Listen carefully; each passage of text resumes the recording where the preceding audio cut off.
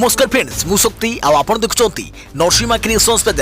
तो फ्रेंड्स आज वीडियो रे वर्तमान बड़ मुख्य खबर उपर नजर पकाइबा जहाँकि आपण माने समस्ते जानि रखिबा निहाती दरकार। तेबे कोन रही आज वीडियो रे वर्तमान बड़ मुख्य खबर आपण माने जानिबा पई वीडियो को शेष पर्यंत देखंतु जहाँद्वारा कि आपण माने डिटेल्स इंफॉर्मेशन पाई परिबे। एवं फ्रेंड्स ता पूर्व ए वीडियो गोटे लाइक करंतु जदि पारुछंती आपनकर सांग साथी मानकु वीडियो को शेयर करनियंतु। जदि फ्रेंड्स आपण माने आमो चैनल ले नुआ ही वीडियो देखुछंती पूर्व केबे भी हमरो चैनल को सब्सक्राइब करनाती तबे निहाती चैनल को सब्सक्राइब करे सहित पाखे आस्तुवा बेल आइकन को बजाय रखतातु। तो फ्रेंड्स नंबर 1 रही जनवरी 31 जाए बढ़िला कोविड गाइडलाइन कोरोना नुआ स्ट्रेन पर निष्पत्ति नेला केंद्र गृह मंत्रालय। देश में कोरोना संक्रमण को रोकने पूर्व लागू कर गाइडलाइन को जनवरी 31 पर्यंत बलवत्तर रखिंट केंद्र सरकार। कोरोना भाइरस नुआ स्ट्रेन नूतन रूप एवं समग्र विश्व चिंता बढ़ाई बेले ए क्षेत्र में अधिक सतर्क रहिबार आवश्यकता को दृष्टि रखी गृह मंत्रालय जनवरी 31, 2021 पर्यंत पूर्व लागुवा गाइडलाइन को बलवत्तर रखा देशर समस्त राज्य एवं केंद्र शासित अंचल को निर्देश देइछंती। देश में सक्रिय एवं नूतन कोविड-19 आक्रांतक संख्या क्रमागत ह्रास पाउथिले विश्व स्तर में आक्रांतक संख्या वृद्धि पाउछि। यह सब ब्रिटेन रे कोरोना नुआ स्ट्रेन को दृष्टि रखी सतर्कता बजाय रखा आवश्यक बोली गृह मंत्रालय पक्षरु जारी एक विबृति कहुଯାଇଛି। यह सब कोरोना संक्रमण को नियंत्रण रखा पूर्व जो एसओपी जारी कर कड़ाकड़ी पालन करने को कहुवा सह कंटेनमेंट जोन चिन्हट कर पूर्व भली कटकणा लगाइबा निर्देश देइछंती गृह मंत्रालय। देखा परवर्ती खबर उत्तर भारत में जाड़र प्रकोप हिमाचल प्रदेश और जम्मू काश्मीर में प्रबल तुषारपात सतर्क कला पाणीपाग विभाग। आसंता 3 दिन लगी रहिबो बरफ वर्षा ठंडारे थरुछि उत्तर भारत। देशर उत्तर भाग में रही राज्य गुड़िक एवं जारी रही शीत लहरी। जम्मू काश्मीर हिमाचल प्रदेश और उत्तराखंड परी राज्य में प्रबल तुषारपात होइछि। बरफ चादर घोड़ाई हो रही सारा अंचल खसुची पारद थरुछि देश। देशर अधिकांश स्थान में शीत लहरी जारी रही केउठी प्रबल तुषारपात पुणी केउठी हाड़भंगा शीत अनुभूत होउछि। जम्मू काश्मीर रजौरी हिमाचल प्रदेश शिमला रे बरफ वर्षा लगी रही। रास्ताघाट घर द्वार सबुठी जमी रही बरफर मोटा आस्तरण। धला चादर रे मोटा आस्तरण पर्वतमाला को घोड़ाई रखी। नाना असुविधार सम्मुखीन होउछंती स्थानीय लोके। सेपटे एही बरफपातर मजा नेउछंती पर्यटक। आईएमडी सूचना अनुसार आगामी किछि दिन देशर अधिकांश स्थान में पारद आहुरी कसिबो। जम्मू काश्मीर में पारद 5.2 तले रही शिमला आगामी 3 दिन बरफपात होबार आकलन करिछि पाणीपाग विभाग। सेपटे वैष्णवी देवी पीठरे भी लगी रही बरफ वर्षा। सेपटे राजधानी दिल्ली समेत उत्तर भारत में देखा मिली हाड़भंगा जाड़र प्रकोप। दिल्ली में सर्वनिम्न तापमात्रा 8 डिग्री सेल्सियस रेकर्ड कर रास्ताघाट कुहुड़ी भर्ती हो जाउछि। सकाळु सकाळु घर बाहर लोकों समस्या सृष्टि करुछि। पंजाब, हरियाणा, दिल्ली, उत्तर प्रदेश, राजस्थान रे भीषण शीत अनुभूत होउछि। किए निया जानी तो आउ किए व्यायाम करी शीतर मुकाबला करुछंती। दिल्ली रे आगु को मध्य ठंडा बढ़िबा नै सूचना दैछि आईएमडी। जम्मू काश्मीर और हिमाचल प्रदेश रे जारी रहिछि प्रबल तुषारपात। एठारे आगामी 2 दिन जाए प्रबल तुषारपात हेबो बोली पाणीपाग विभाग आकलन करिछि। रास्ताघाट घर द्वार जेउ आड़े आखि पकाइले खाली बरफ और बरफ देखा मिलुछि। आ देखा परवर्ती खबर राज्यरू 324 कोरोना आक्रांत सुस्थ। यास 3,24,392 पहुंचला सुस्थ संख्या। आज राज्यरू 324 जन कोरोना आक्रांत सुस्थ होइथिबा स्वास्थ्य और परिवार कल्याण विभाग पक्षरु ट्वीट करी सूचना दिया जायछि। नुआ सुस्थ को मिसाइले राज्यरू एजाबत 3,24,392 जन कोरोना आक्रांत सुस्थ होइछंती। आज खोर्धारू 34 जन, सुंदरगढ़ 31 जन, बालेश्वर 26 जन, संबलपुर 25 जन, मयूरभंज 22 जन, पुरी 22 जन, अनुगुल 20 जन, बरगढ़ 17 जन, कटक 17 जन, नुआपड़ा 11 जन, जाजपुर 10 जन, केन्द्रापड़ा 10 जन, गंजाम 8 जन, भद्रक 7 जन, बलांगीर 7 जन, जगतसिंहपुर 7 जन, झारसुगुड़ा 7 जन, केन्दुझर 7 जन, कलाहांड 5 जन, नवरंगपुर 4 जन, बौद्धर 3 जन, ढेंकानाल 3 जन, नयगढ़ 3 जन, गजपति 2 जन, मालकानगिरी जड़े, रायगढ़ जड़े, सुवर्णपुर जड़े और स्टेटपुर 13 जन लेखाएं कोरोना आक्रांत आज सुस्थ होई घर को फेरी। देखा परवर्ती खबर छात्र छात्री खुशी खबर सरकारी स्कूल रे पढ़िले मिलिबो संरक्षण मेडिकल और इंजीनियरिंग कॉलेज रे नाम लेखा पाइबे सुविधा। राज्य कैबिनेट रे पारित है प्रस्ताव। राज्य कैबिनेट रो गुरुत्वपूर्ण निष्पत्ति आज बसिଥିବା कैबिनेट बैठक रे 12टी प्रस्ताव उपरे मोहर बाजिछि जेउथरे सरकारी हाईस्कूल रे पढुवा पिलाको पई इंजीनियरिंग और मेडिकल कॉलेज रे नाम लेखारे संरक्षण प्रस्ताव मध्य रहिछि। ग्रामांचल मेधावी छात्र छात्री मन में आत्मविश्वास सृष्टि करने को एभली निष्पत्ति निया जायछि बोली कुहाଯାଇଛି। एही निष्पत्ति अनुसार सरकारी स्कूल रे पढुवा छात्र छात्री को ओडिशार मेडिकल और इंजीनियरिंग कॉलेज रे नाम लेखारे संरक्षण रहिबो। आगामी शिक्षा वर्ष ठारू राज्य में लागू करने को संकल्प आगत होइछि। कैबिनेट रे एही प्रस्ताव पारित होबा परे एहाकु चूड़ांत रूप देबाकू हाईकोर्टर जड़े अवसरप्राप्त विचारपति अध्यक्षतार एक उच्च क्षमता संपन्न कमिटी गठन कर कमिटी आसंता 3 मास मध्य एक रिपोर्ट प्रदान करेंगे जहाँफल कमिटीर सुपारिश को आसंता शिक्षा वर्ष लागू कर निष्पत्ति पछर बड़ कारण रही डाक्तरी और इंजीनियरिंग पाठ्यक्रम में नाम लेखाइबा सर्वभारत स्तर में नीट और जेई परीक्षा होउथारु ओडिशार सरकारी स्कूल रो मेधावी छात्र छात्री संख्या उपरोक्त पाठ्यक्रम में ह्रास पाउछि। ग्रामांचल में उपयुक्त कोचिंग सुविधा नथिबारु एही प्रतियोगितामूलक परीक्षा रे मेधावी छात्र छात्री भल प्रदर्शन करि पारु नाहांती। एपरिकी अत्याधुनिक कोचिंग क्लास गुड़िक सहरांचल में खोलिथिबारु ग्रामांचल छात्र छात्री को प्रतियोगितामूलक परीक्षा रे सेतटा सफलता मिलुना। तेणु सरकारी स्कूल मेधावी छात्र छात्री मन में आत्मविश्वास सृष्टि करने एभली पदक्षेप निया जायछि। या पूर्व बीजेडी राज्य परिषद बैठक में यह प्रस्ताव पारित होता। देखा परवर्ती खबर जीरो नाइट सेलिब्रेशन कटकणा होटेल क्लब रे होई परिबो नाही नुआ वर्ष उत्सव पालन। भुवनेश्वर जगिबे 20 प्लाटून फोर्स कटक रे 25 प्लाटून। एही वर्ष देखा मिलबनी एक चित्र। चलित वर्ष कोविड कटकणा कारण होटेल हेबो नाही जीरो नाइट सेलिब्रेशन। म्यूजिक बाजिबरी नाच गीत हेबो नाही। सरकारी गाइडलाइन अनुसार कौन प्रकार सोशल गैदरिंग उपरे मध्य रोक लगी। होटेल क्लब रे पालन हो पारिबो नाही नुआ वर्ष उत्सव। लोके घर रही नुआ वर्ष मनई पारिबे। पूरा शहर उपरे नजर रखिबो BMC squad. Zero night celebration उपरे कटकणा लागिबारु ट्विन सिटी उपरे कड़ा नजर रखिबो पुलिस स्क्वाड। भुवनेश्वर पाखापाखि 20 प्लाटून फोर्स मुतयन हेबे। होटेल एवं क्लब गुड़िकरे सरप्राइज चेकिंग करा जिवो।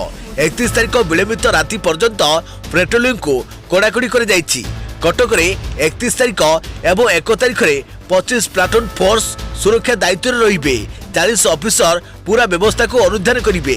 रास्ता पर लोके किपरि एकाठी न हेबे नजर रखिबे थाना अधिकारी। गलीकंदरे मुतयन हेबे पीसीआर भ्यान। नुआ वर्ष पई सरकार को एही निष्पत्ति को होटेल संघ स्वागत करने सहित सहयोगर हाथ बढ़ाई।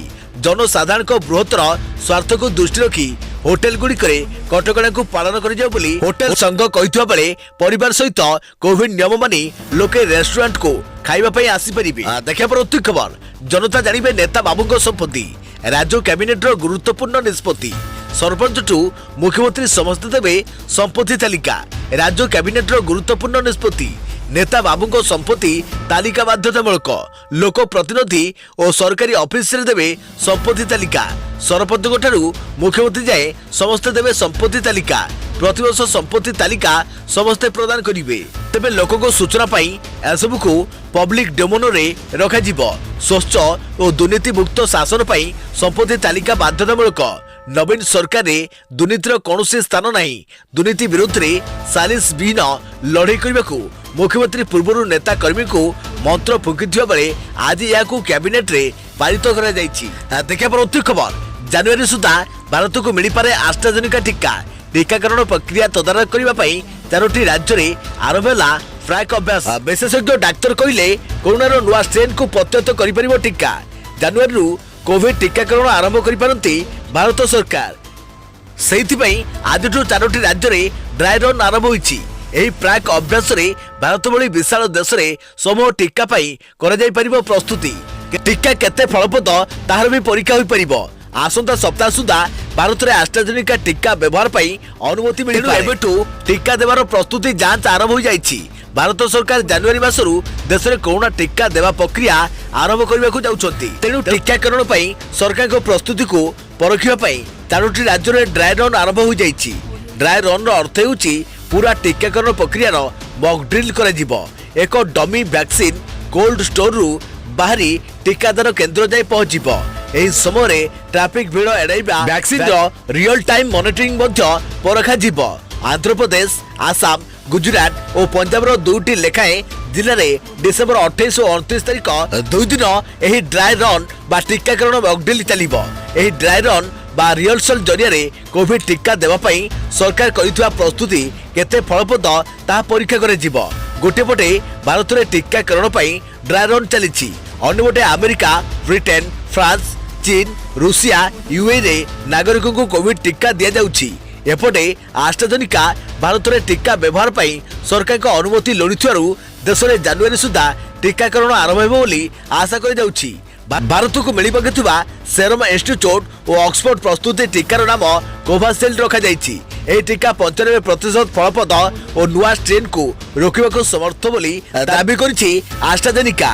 भारत भली एक विशाल देश में प्रथम दफारे 30 कोटी लोक को टीका देवाई तालिका कर जाइछि। टीकाकरण पूर्व 7000 कर्मचारी को तालीम दि जाइछि। देखा परवर्ती खबर सरकारी बाबू बोली कौन किछि मिलिबनी नियम उल्लंघन करी महाप्रभु को दर्शन कले सत्यवादी तहसीलदार को परिवार।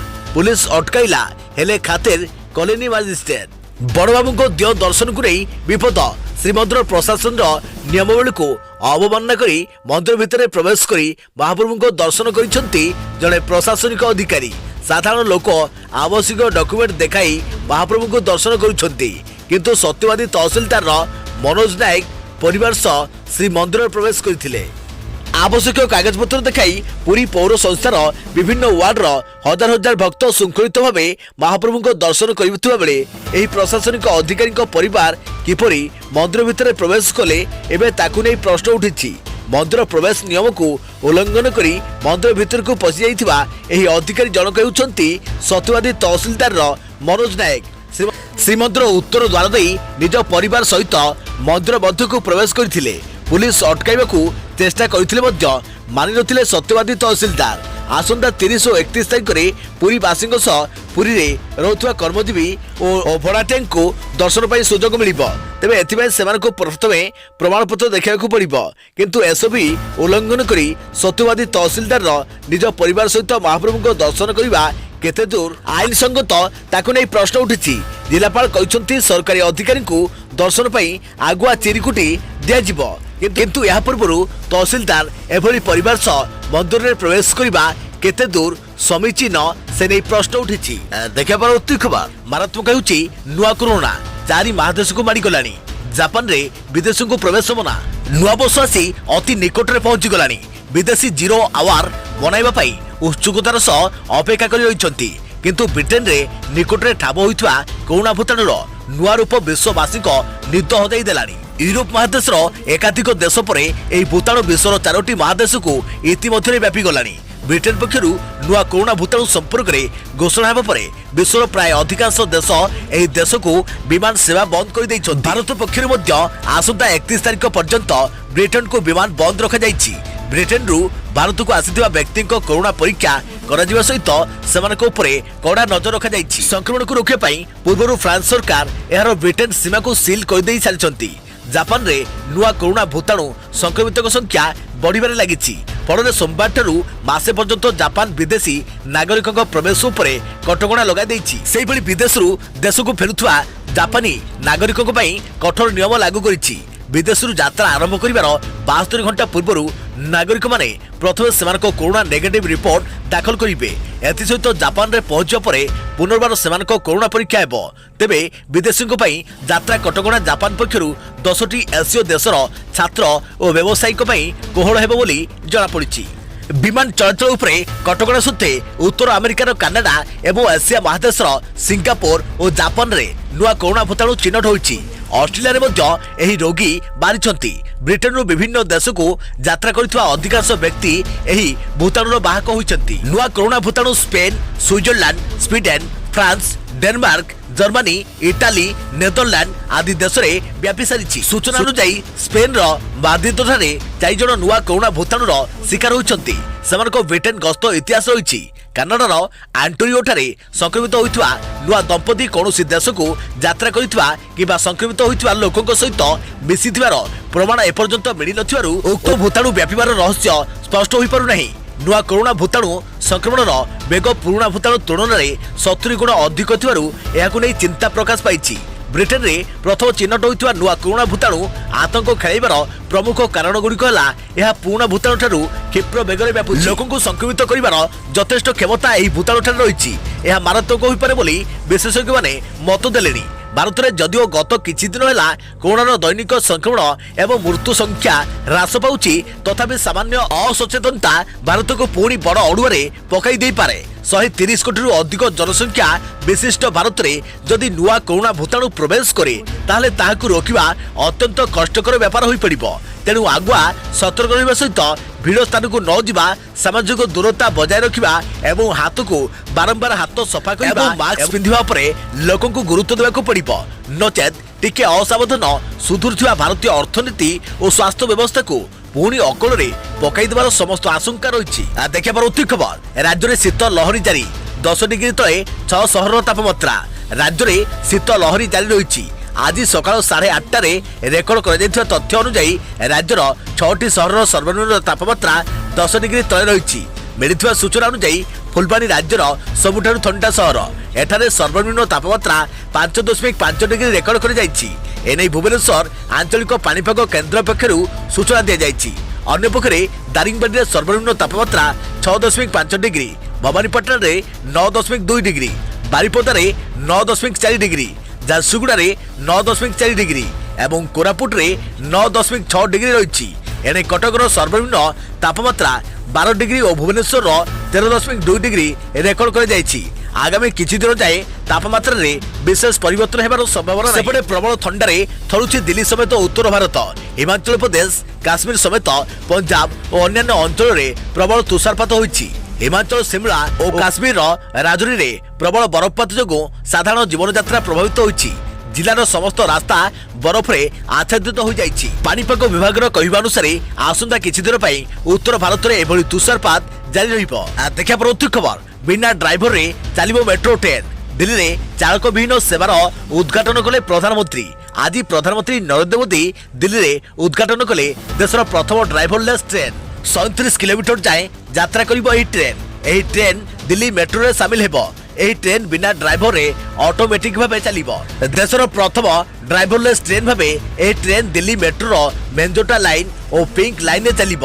ପ୍ରଥମ ପର୍ଯ୍ୟାୟରେ ଏହି ଟ୍ରେନ୍ ମେଞ୍ଜୋଟା ଲାଇନ୍ କନକପୁରର ପଶ୍ଚିମରୁ ନୋଏଡାର ବାଟାନିକାଲ ଗାର୍ଡେନ ମେଟ୍ରୋ ଷ୍ଟେସନ ପର୍ଯ୍ୟନ୍ତ ଯାତ୍ରା କରିବ। ଏହାପରେ 2021ରେ ପିଙ୍କ ଲାଇନ୍ରେ 57 କିଲୋମିଟର ପର୍ଯ୍ୟନ୍ତ ଯାତ୍ରା କରିବାର ଯୋଜନା ରହିଛି। ଏହି ଟ୍ରେନ୍ ସ୍ୱୟଂଚାଳିତ ହେବ। ମାନବୀୟ ହସ୍ତକ୍ଷେପ କମ୍ ରହିବ। ମନୁଷ୍ୟକୃତ ତ୍ରୁଟିର ଆଶଙ୍କା କମ୍ ରହିବ। ସାଧାରଣ ମେଟ୍ରୋ ଟ୍ରେନ୍ ଭଳି ଏହି ଡ୍ରାଇଭରଲେସ୍ ଟ୍ରେନ୍ରେ 6ଟି କୋଚ୍ ରହିଛି। ପାଖାପାଖି 2280 ଜଣ ଯାତ୍ରୀ ଏହି ଟ୍ରେନ୍ରେ ଯାତ୍ରା କରିପାରିବେ। ପ୍ରତ୍ୟେକ କୋଚ୍ରେ 380 ଜଣ ଯାତ୍ରୀ ଯାତ୍ରା କରିପାରିବେ। ଉତ୍କୃଷ୍ଟ ମାନର ଟେକ୍ନିକ୍ ଦ୍ୱାରା ଏହି ଟ୍ରେନ୍ ତିଆରି ହୋଇଛି। ଏହାଦ୍ୱାରା ଦିଲ୍ଲୀବାସୀ ଉପକୃତ ହୋଇପାରିବା ସହ ବିନା ଡ୍ରାଇଭରରେ ଟ୍ରେନ୍ ଚଳାଚଳ ଉପଲବ୍ଧି କରିପାରିବେ। ଦେଖିବା ପରବର୍ତ୍ତୀ ଖବର, ବଢ଼ିଲା ଗାଡ଼ି କାଗଜପତ୍ର ବୈଧତା। କୋଭିଡ୍ ସ୍ଥିତି ପାଇଁ 31 ମାର୍ଚ୍ଚ ଯାଏଁ ବଢ଼ିଲା ଡିଏଲ୍, ଆର୍ସି, ଫିଟନେସ୍ ସାର୍ଟିଫିକେଟ୍ର ବୈଧତା। ବଢ଼ିଲା ଗାଡ଼ି କାଗଜପତ୍ର ଯାଞ୍ଚର ବୈଧତା। କୋଭିଡ୍ ସ୍ଥିତି ନେଇ driving licence, RC, fitness certificate ଓ ଅନ୍ୟ କିଛି କାଗଜପତ୍ରର ବୈଧତା ଆଉ 3 ମାସ ପାଇଁ ବୃଦ୍ଧି କରାଯାଇଛି। 31 ମାର୍ଚ୍ଚ ଯାଏଁ ବୈଧତା ବଢ଼ାଯାଇଛି। ରାଜ୍ୟ ପରିବହନ ବିଭାଗ ପକ୍ଷରୁ ଏନେଇ ବିଜ୍ଞପ୍ତି ଜାରି କରାଯାଇଛି। ଯେଉଁସବୁ ଗାଡ଼ି କାଗଜପତ୍ର ସମୟସୀମା 2020 ଫେବୃଆରୀରେ ସରିଯାଇଛି ବା 2021 ମାର୍ଚ୍ଚ 31 ସୁଦ୍ଧା ସରୁଛି, ତା ଉପରେ ଏହି ନିୟମ ଲାଗୁ ହେବ। ଲୋକଙ୍କୁ ଯିବା ଆସିବା କ୍ଷେତ୍ରରେ ସୁବିଧା ହେବା ଲକ୍ଷ୍ୟରେ ଏହି ବିଜ୍ଞପ୍ତି ଜାରି କରାଯାଇଛି। ଯେଉଁ ଲଣ୍ଡନ ଲାଇସେନ୍ସଧାରୀଙ୍କ ସମୟସୀମା ଡିସେମ୍ବର 31, 2020 ଭିତରେ ସରୁଛି, ସେମାନେ ଏହାକୁ ଆସନ୍ତା ବର୍ଷ ଯାଏଁ ବ୍ୟବହାର କରିପାରିବେ। ଏହା 2021 ମାର୍ଚ୍ଚ 31 ଯାଏଁ ବୈଧ ରହିବ। ଏହି ସମୟ ମଧ୍ୟରେ ସେମାନେ ଡ୍ରାଇଭିଂ ଲାଇସେନ୍ସ ପାଇଁ ମଧ୍ୟ ଆବେଦନ କରିପାରିବେ।